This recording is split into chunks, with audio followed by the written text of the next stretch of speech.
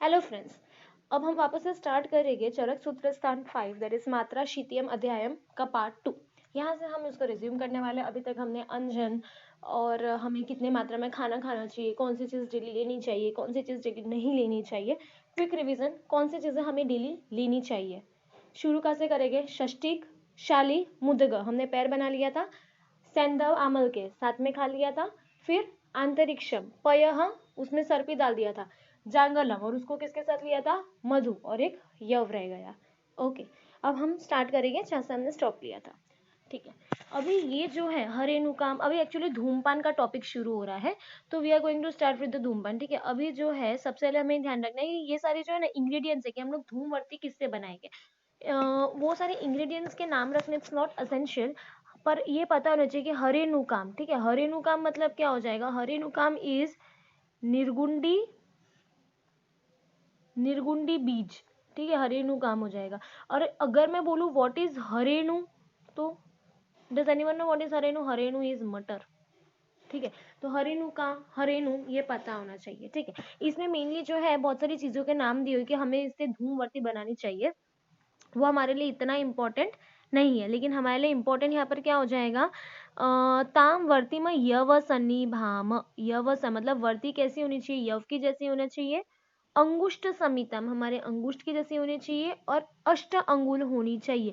ये तीन चीज यहाँ पर हमारे पास जो है, ये तीन चीज इंपॉर्टेंट है। कितनी? हाँ, ये तीन चीज इंपॉर्टेंट है। कौन सी तीन चीज इंपॉर्टेंट बोली हुई है?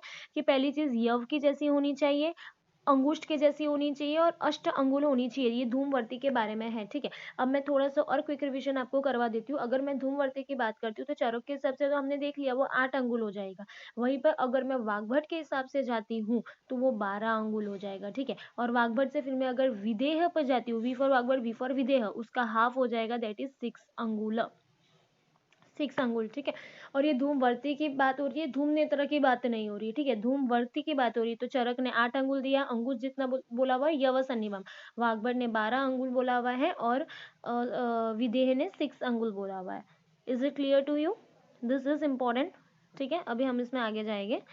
हाँ, इसमें एक और चीज हमें ध्यान रखनी है कि जो वाग्भट ने अपन को बोला हुआ है, ठीक है ना, वाग्भट ने जो बोला हुआ है ना, 12 अंगुल हो जाएगा। एक और चीज हो जाएगा पंचक्रुतीय प्रलेपीय, विमर्श में ही आएगा, पंचक्रुतीय प्रलेपीय हो जाएगा। ठीक है, मतलब जो भी इंग्रेडिएंट्स हम वर्ती पे लगाते हैं ना, 5 बार उसका लेपन करना चाहिए वर्ती पे। जो हम लोग वाग्भट की 12 अंगुल की बनाते हैं उसमें 5 बार लेपन करना चाहिए, कि वाग्भट ने बोला हुआ है। ठीक है, ये भी हमें याद रखना है। एवरीवन नोज कितने टाइप की धूमवर्ती होती है? प्रायोगिक, स्नेहिक, विरेचनिक जो हो जाएगा, 3 टाइप की धूम होती है। फिर एक और चीज यहाँ पर जो है इम्पोर्टेंट दिया हुआ है, तत्र इलादि नाम कुष्ठ तकर वर्ज्येन श्लेष्म पिष्टेन द्वादश अंगुलम शर कांडम सूक्ष्म। मेन इसमें क्या बोला हुआ है कि हम लोग जब इलादी, हाँ इस श्लोक, ये श्लोक जो है वो सुश्रुत ने दिया हुआ है। इस श्लोक में क्या बोला हुआ है कि हम लोग जब इलादी गण के ड्रग्स यूज करते हैं धूमपान के लिए, लेकिन उसमें कुष्ठ और तगर, ठीक है ना, कुष्ठ और तगर ये दोनों नहीं यूज करने चाहिए। क्यों हमें नहीं यूज करनी? सॉरी, चक्रपाणी ने ये चीज बोली हुई है कि ये नहीं यूज करनी चाहिए। क्यों यूज नहीं करनी चाहिए? क्योंकि ये दोनों बहुत ज्यादा तीक्ष्ण होते हैं, और इसमें तीक्ष्णता की वजह से मस्तुलुंग स्राव, दैट इज मस्तुलुंग मतलब क्या बताया हुआ है? सेरेब्रोस्पाइनल फ्लूइड, उसका स्राव हो सकता है। इसके वजह से धूमपान में इलादी गण के द्रव्य यूज हो गए, लेकिन कुष्ठ और तगर जो है यूज नहीं हो गए। इंपॉर्टेंट था, बता दिया। ठीक है, और एक और चीज पीछे मेरी बतानी रह गई थी। यहाँ पे क्या बोला हुआ है? प्रायोगिकी सुखम, मतलब ये वाली जो वर्ती है वो प्रायोगिक, क्योंकि 3 टाइप के होते हैं ना, प्रायोगिक, स्नेहिक, विरेचनिक। ये तो पीएसवी अपन को हमेशा से याद है, तो ये वाला प्रायोगिक के लिए यूज होगा। ठीक है, अभी यहाँ पे जो नेक्स्ट वर्ती बताई हुई है ना, वो स्नेहिक के बारे में बता रहे हैं। ये वाली सी वसा घृत, घृत तेल, वसा मज्जा, तेल और मज्जा को छोड़ दिया, वसा और घृत। मधुचिष्ट वैक्स, मतलब ये सबसे बनाई हुई वर्ती। और मधुरैक, मधुरैक है मतलब मधुर उक्त गण के औषध हो जाएगा, जीवक हो जाएगा, ऋषभक हो जाएगा। ये सबसे जो वर्ती प्रिपेयर करते हैं वो स्नेहिक हो जाएगी। ठीक है, उससे स्नेहिक वर्ती कहेगी, सिंपल हो जाएगा। फिर विरेचनिक हो जाएगा, शिरो विरेचनिक गण ले लेंगे। श्वेता मतलब कि अपराजिता है, ज्योतिषमती है, हरताल और मनशिला, ये तो साथ में ही आते ही है। वो सब यूज करके शिरो विरेचन के लिए जो है वो औषधि बनाते हैं। ठीक है, अभी इसमें यही बताया हुआ है, सी मैंने जो बोला वो इधर आ रहा है, कदर, तगर और कुष्ठ। शिरोविरेचनार्थ धूम में पान किया जाए तो चक्रपाणी के अनुसार मस्तूलों का स्राव होने लगता है, इसका इस वजह से इसमें प्रयोग नहीं किया जाता, that's why it is not used. ठीक है, एज सिंपल एज दैट। अभी जो है धूम्रपान से लाभ, ठीक है, एडवांटेजेस क्या होते हैं धूम्रपान से। ठीक है, नॉर्मल हमें पता है कि धूम्रपान है तो हमें क्या कंसीडर करना है, हमें ऊर्ध्व जत्रुगत रोगों को कंसीडर करना है। तो क्या बोला हुआ है, गौरवम हैवीनेस हो रहा है, शीर में शूल हो रहा है, पीनस अर्धवेदको शीरसह शूलम, ये इधर भी आ रहा है, ये आगे नस्य में भी आएगा सेम चैप्टर में। This chapter is very important, I am again repeating. तो हमें ये ध्यान रखना है आगे पीछे क्या है। इसमें क्या है, सर्दी हो जाना, अर्धवेदक होना, कर्ण अक्षि शूलम, कर्ण में अक्षि में शूल, श्वास कास हिक्का, लाइन से ले लो याद करने के लिए, श्वास कास हिक्का का एक पैर हो जाएगा। गल ग्रह, गले में ग्रह, गल ग्रह है तो हमें और कितने टाइप के ग्रह लेते हैं हम लोग जनरली ऊर्ध्व जत्रुगत में, गल ग्रह, हनिया ग्रह, मनिया ग्रह, सब इसमें आ जाएगा। दंत दौर्बल्यम, दंत में दौर्बल्य स्राव है, मतलब कफ का प्रसेक अगर मुंह से हो रहा है। ठीक है, श्रोत्र घ्राण अक्षि दोषज, वहां पर कर्ण अक्षि में शूल है, यहाँ पे कहीं पे दोष है। पूति घ्राण अस्य गंधश्च, मतलब गंदा स्मेल वाला जो भी सिक्रीशन है वो नाक में से आना। दंत शूलम, खाना नहीं भाना, दंत में पेन होना, दंत में शूल होना, दंत में दौर्बल्य होना। कंडू है, क्रीमी है। पांडुता, मुखे श्लेष्म प्रसेको, श्लेष्म हाँ वो हो जाएगा। वैश्वर्यम, मुखगत रोग में दो चीज दी हुई है, गल शुंडी और उपजीविका। फिर बाद में क्या बोला हुआ है, खालित्य, पिंजरत्वम और केशनम पतनम तथा हो जाएगा। हाँ खालित, ये भी इंपॉर्टेंट है, ये किस में दे देगा ऐसा पूछ लेगी, ये किसका इंडिकेशन है या किस में बेनिफिट होता है, तो धूमपान से इसमें बेनिफिट होता है, ये हमें ध्यान रखना है। ठीक है, खालित्य मतलब बाल गिरना, पिंजयत्व मतलब क्या हो जाएगा, मतलब वही हम बोलते हैं ना पालित्य वो, और केशनम पतनम तथा हो जाएगा। ठीक है ना, केश पूरे गिरना इंद्रलोक जैसे। ठीक है, शवथु है, बहुत ज्यादा नींद आ रही है, बुद्धिर मोह अति निद्रता, धूमपानात प्रशामयंती बल देता है। शिरोरूह, कपाल नाम इंद्रियाणाम स्वरस्य च न च कफ वात कफात्मनो बलिनो उपयो ऊर्ध्व जत्रुगता, मतलब मेनली सारी डिजीज दी है, कुछ कुछ हमें ध्यान रखनी है। ठीक है, इतना इंपॉर्टेंट नहीं था। अभी जो प्रायोगिक धूमपान होते हैं ना, उसके 8 काल होते हैं, उसके 8 काल हमें कैसे याद रखना है, श्लोक में लिखा हुआ है, will go through our one of the method. सबसे पहले दिन में आप क्या करते हैं, सोकर उठते हो, तो सोकर उठते हो ना, तो एक सेकेंड ऐसे, ताकि श्लोक भी साथ में कंप्लीट हो जाए। ठीक है, सोकर उठना, वात श्लेष्म समुत्क्लेश, हाँ, और ये जो 8 काल है ना, ये 8 काल ऐसे है जब वात और कफ जो होते हैं ना वो ऐसे उत्क्लेश होता है उनका, इस वजह से इस पे धूमपान करके, ताकि वात और कफ निकल जाएगा। हमें पता है कि टू रिमूव द दोष, दोष का उत्क्लेश होना उतना ही जरूरी है, इस वजह से 8 काल ऐसे हैं जब दोष का उत्क्लेश होता है। ठीक है ना, सबसे पहली चीज हम लोग इसमें कौन सा लेंगे, निद्रा अंत हम यहाँ करेंगे, जब हम लोग रात सोकर उठे। ठीक है ना, आफ्टर स्लीप आप सोकर उठे।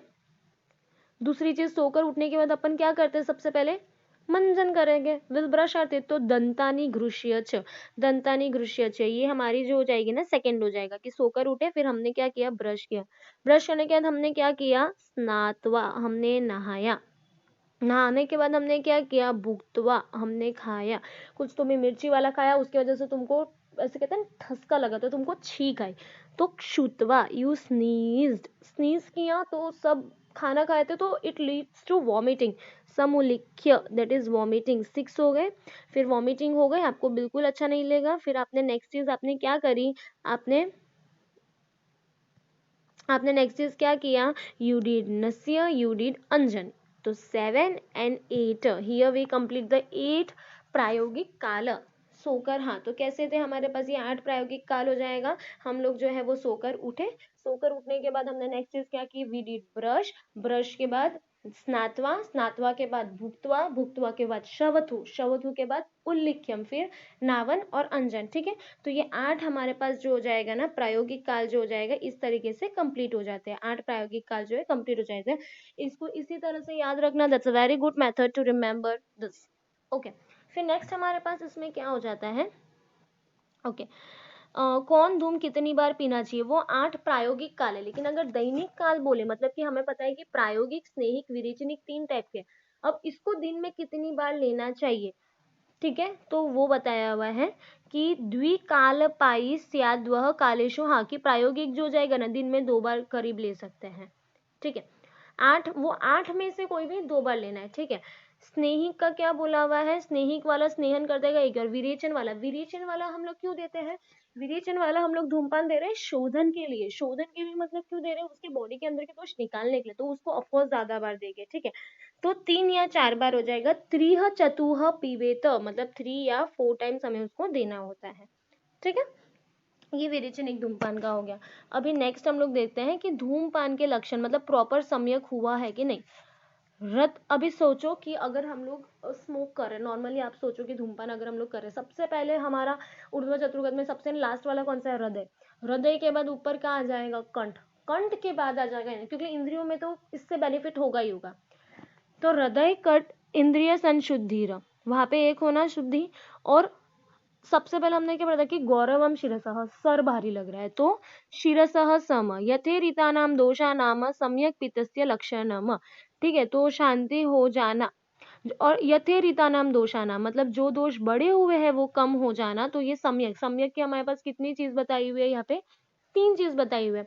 रथ, पहले हृदय, उसके ऊपर कंठ, उसके ऊपर इंद्रिय संशुद्धि, हमारा जो सिर है वहां पे शांति लगना, और यथेरितानाम दोषानाम ये हो जाएगा, ठीक है।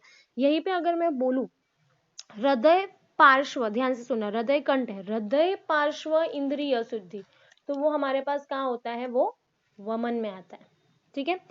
अभी हाँ, अभी कॉम्प्लिकेशंस इसके क्या हो जाएगा, सिद्धि से है ना, कॉम्प्लिकेशंस एकदम एंड रिजल्ट डाल देना है, जैसे कि कान में आया तो बाधिरियम डाल देना, आंख में आंधियम, मुंह में मुकत्वम। एक हो जाएगा तो ज्यादा धूमपान हो जाएगा तो ज्यादा पित्त बढ़ जाएगा तो रक्त पित्त हो सकता है, और एक शिरोभ्रम, समझ लो ना, डिहाइड्रेशन हो गया एक तरह से, शिरोभ्रम हो जाएगा। अकाले, या तो हमें जब नहीं पीना चाहिए था, काल बताया उसके अगेंस्ट आप गए, अकाल, या फिर अति पित्तश्य, ज्यादा ले लिया तो उसके वजह से that leads to, that results into complications, ठीक है। तो क्या क्या कॉम्प्लिकेशंस हमने देख लिए, बाधिर्य में, आंध्य में, मुकत्व में, रक्त पित्त और शिरोभ्रम हो जाएगा। अकाल या अति पी लिया तो उसकी वजह से इतनी चीजें आ जाएगी। अभी नेक्स्ट क्या बताया हुआ है कि हमने ज्यादा पी लिया, अकाल में पी लिया, हमारे पास उपद्रव आ गए, उनका मैनेजमेंट हम लोग कैसे करेंगे, ठीक है। अब जब वायु और पित्त साथ में हो, वैसा कॉम्प्लिकेशन आया हुआ है, तो हमें क्या किया जाए, सबसे पहले घृतपान देना चाहिए, फिर नस्य भी दो, अंजन भी दो, और तर्पण भी दो। नॉर्मल है, नस्य अंजन हम लोग वैसे भी इसमें देते हैं, तर्पण देना होता है, ठीक है। अगर शीतम तो रक्त पित्त हो जाए, तो हमें पता है ज्यादा देने की वजह से रक्त पित्त हुआ, अकाल की वजह से नहीं, अतिकाल की वजह से रक्त पित्त हुआ है, तो हम लोग क्या करेंगे, शीत ट्रीटमेंट देंगे। श्लेष्म पीते विरुक्षणम, और जब श्लेष्म और पित्त हो जाएगा तो हमें रुक्ष ट्रीटमेंट चाहिए। तो वात पित्त का अनुबंध बताया हुआ है इसमें, रक्त पित्त मतलब रक्त पित्त एक बताया हुआ है, और कफ पित्त बताया हुआ है। यहाँ पे विरुक्षण देंगे, यहाँ पे तो स्नेहन देना, प्रॉपर नस्य देना, अंजन देना, तर्पण, और यहाँ पे जो हो जाएगा ट्रीटमेंट में शीत ट्रीटमेंट हो जाएगा। ये भी इंपॉर्टेंट है, गो थ्रू इट, ठीक है। अभी जो हो जाएगा ना, ये भी है कि हमें किसमें नहीं देना चाहिए। I know it's quite boring but it's important. So will go with the contraindications of धूमपान। धूमो येषाम विगर्हितः, जिसने विरेचन करवाया हुआ है, जिसने बस्ती कर्म, आफ्टर वमन वी गिव धूमपान, बट आफ्टर विरेचन एंड बस्ती कर्म वी डोंट गिव धूमपान।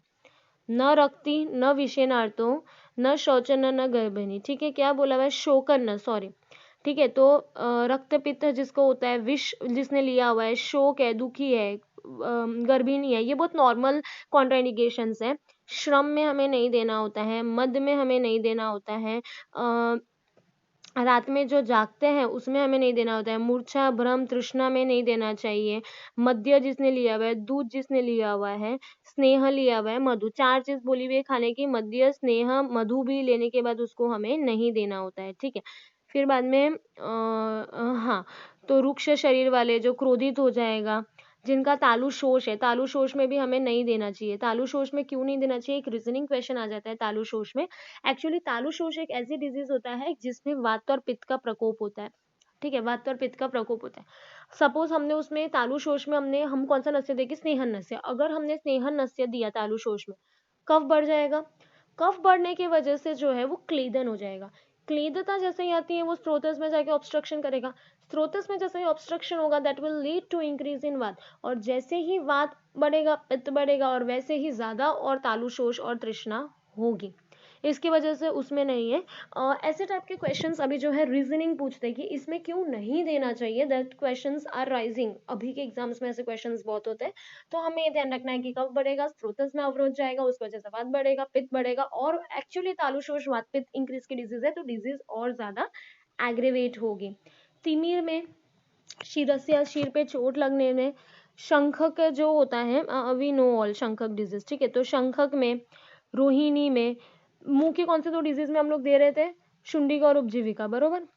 मेह में, मदात्यय में नहीं देना चाहिए, ठीक है। तो ये सब में हमें नहीं देना चाहिए, क्योंकि और इट विल लीड टू और इंक्रीज डिजीज का, और ज्यादा उन लोगों में इंक्रीज हो जाएगा, ठीक है।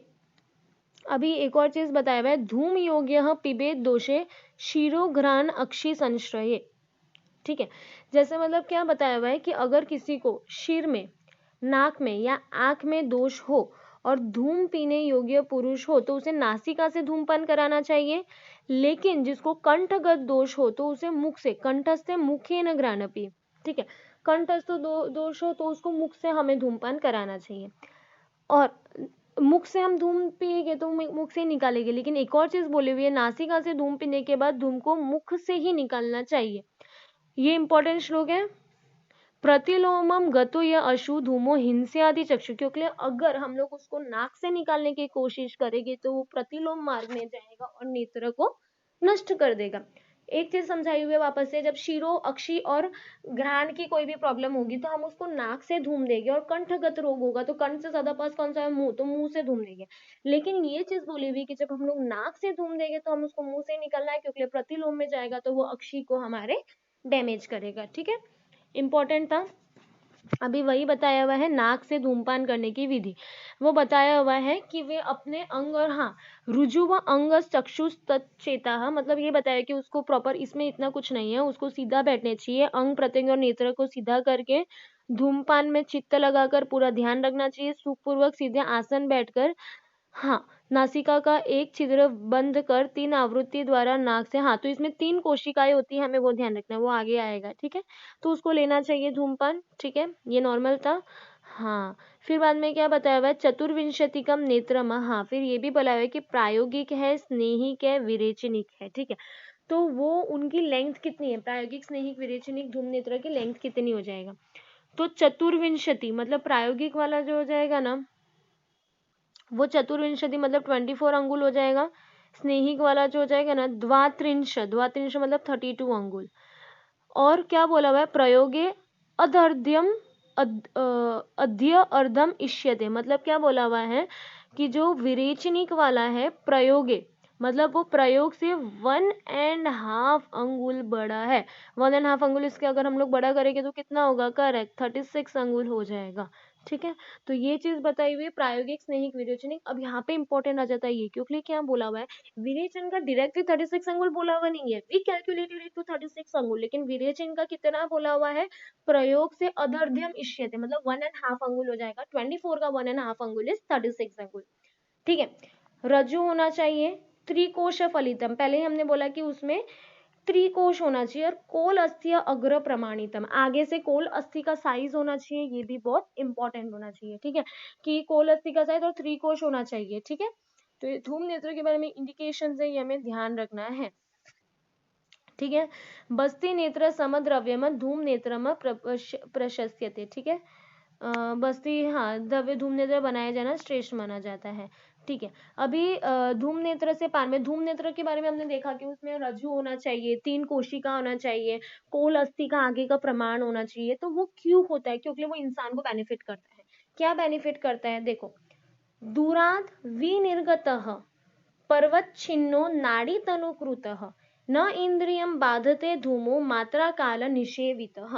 अभी सबसे पहले क्या बता रहा है, मात्रा काल निषेवित, मात्रा और प्रॉपर काल पर पिया गया धूम इन नलियों में, नाड़ी में, इन नलियों में दूर से निकले हुए, दूराद विनिर्गत, दूर से जो धुआं आता है, 3 कोशाकर में कम, क्योंकि उसके पर्वत छिन्न, उसके 3 जो कोशाकर होते हैं उसमें थोड़ा कमजोर हो जाता है, उसका वेग जो होता है वो कम कर देते हैं, और वो तनुकृत हो जाएगी, ठीक है, और उसको पतला कर देते हैं। तो इसके वजह से हमारे न इंद्रिय बाधते, हमारे इंद्रियों को कोई प्रॉब्लम नहीं होती है, ठीक है।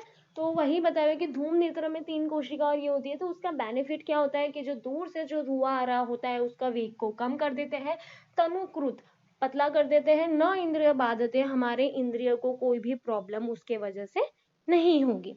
नाउ सम्यक धूमपान के लक्षण, सम्यक धूमपान के लक्षण में क्या बोला हुआ है, यदा सबसे पहले क्या होता है, धूमपान हम लोग धुआं ले रहे हैं, हम लोग स्टीम स्टीम स्टीम क्यों लेते हैं, हमारे चेस्ट में कफ होता है, तो ऊर में, ऊर के बाद ऊपर रहता है कंठ और ऊपर होता है शीरस्य लघुताम व्रजेत, यहाँ पे हृदय नहीं बोला हुआ है, ठीक है, ऊरस्य कंठस्य शीरसम लघुताम, मतलब हमें कहाँ पे फील होगा, देखो लक्षण बोला मैंने, तो तुम सोचो तुम्हें कहाँ फील होगा, चेस्ट में ज्यादा फील होगा, तो ऊरस्य कंठस्य शीरस्य लघुताम व्रजेत, कफस्य तनुता प्राप्तम, ऑफ कोर्स अगर चेस्ट में कफ ब्रेक हो रहा है तो वो हमारे मुंह से निकलता है एज ए लिक्विड, हम फ्लेम कहते हैं जिसको, तो तनुता प्राप्तम सुपीतम धूम आदि से, तो अच्छे से पिया गया हो, तो इस तरीके से हमें ध्यान रखना है प्रॉपरली कि ऊर में, कंठ में और शीर में लाइटनेस हो जाएगा, और कफस्य तनुताम प्राप्तम अगर प्रॉपरली अगर हम लोग नहीं करते हैं, अयोग हो जाएगा, तो ऑफ कोर्स पहले क्या हो जाएगा, पूरे गले में जो हो जाएगा, हाँ कंठस्य सकफो भवति, और अगर गले में कफ कफ होगा तो आपकी आवाज ठीक से नहीं आएगी, वेरी सिंपल, कुछ याद करने जैसा भी नहीं है, अविशुद्ध स्वरो, स्थिमितो मस्तकेश अपि, स्थिमित मतलब कैसा होता है, एकदम ऐसा लगता है कि it is covered with something, बरोबर, तो हमें सिर पे मतलब हैवी हैवी लगना, मस्तकेश एवं पीतम धूमादिशेट, ठीक है, तो 3 चीज बोली हुई है, ऊपर जो सम्यक पढ़ा उसको ही देख के चले, बरोबर नहीं करेंगे तो कंठ में पूरा कफ कफ होगा, कंठ में पूरा कफ कफ होगा तो अविशुद्ध स्वर निकलेगा, और सिर में जो हो जाएगा ना, स्थिमितता फील हो गई, ठीक है। नेक्स्ट जो हो जाएगा ना, अभी इसके आगे का हम लोग जो देखते हैं कि अगर हम लोग बहुत ज्यादा कर देते हैं, ठीक है, तो ये बताया हुआ है कि अधिक मात्रा में धूमपान करने से तालु मुर्दा कंठ में ड्राइनेस आ जाएगी, परितप्यते हो जाएगा, संतप्त हो जाएगा, बहुत प्यास लगेगी, ये तो बहुत सिंपल है, मोह हो जाएगा वहां पर, फिर बाद में जो हो जाएगा रक्तम, हमने पहले भी पढ़ा कि कॉम्प्लिकेशंस में रक्तपित्त आ सकता है, शीर में भ्रम हो जाएगा, मूर्छा हो जाएगा, इंद्रियाणी उपतप्यन्ते, हाँ के, और इंद्रिय में तो सबसे पहले प्रॉब्लम आ जाएगी, इतना सारा धुआं चले जाएगा तो ये हो जाएगा, ठीक है। तो धूमपान के अति योग में लक्षण में क्या बोला हुआ है, तालु शीर और कंठ में शुष्कता आ जाएगी, बर्निंग हो जाएगा, प्यास लगेगी, मोह, रक्तस्राव हो जाएगा, शिरोभ्रम हो जाएगा, इतनी चीज हो जाएगी। तो ये धूमपान वाला टॉपिक कंप्लीट हुआ, it was big but it is important, I try to cover most of the topics जो अच्छे से याद हो सके, so do it best, all the best.